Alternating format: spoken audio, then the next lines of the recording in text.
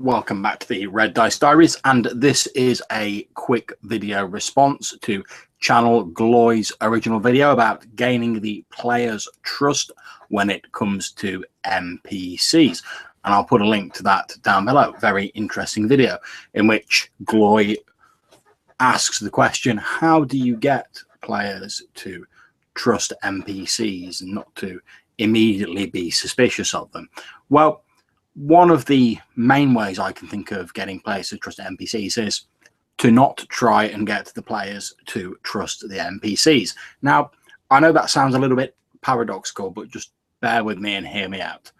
If you deliberately attempt to engineer or to manipulate the players so that they trust a particular NPC, then inevitably, in my experience, they will perceive you as the NPC as having some sort of agenda.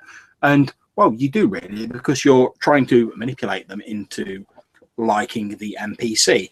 And if they realize that, they may assume that you've got a shadier agenda. You know, this person's going to turn out to be a villain, or they're going to betray them, or something similar.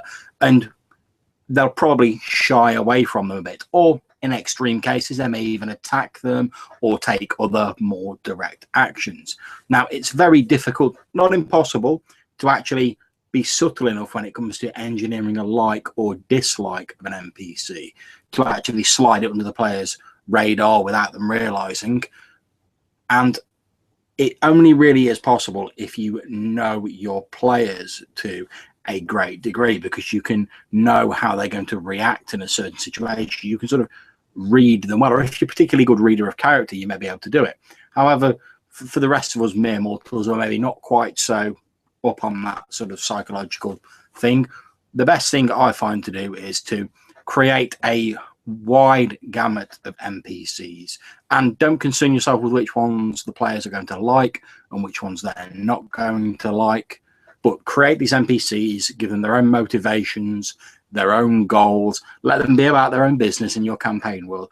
And inevitably, after the player characters have been exposed to enough of them for a certain length of time, you'll start noticing which ones they naturally seem to trust and which ones they maybe either dislike or they don't trust quite so much.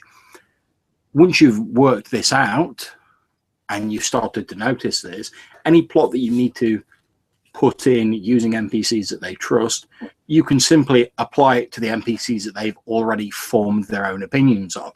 And because they've already got this opinion there, they already have this level of trust with the NPC, it won't be perceived so much as you trying to manipulate the situation. It'll simply seem like you're using an NPC that they trust to deliver some plot or whatever.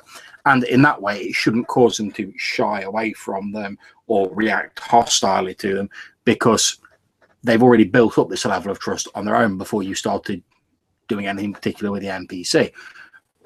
And likewise, if you notice NPCs that they don't trust or they have a particular dislike to, feel free to play up to that to make them dislike them more if you want them to be a villain. You should also be able to start picking up why they like a particular NPC and they don't like another particular NPC.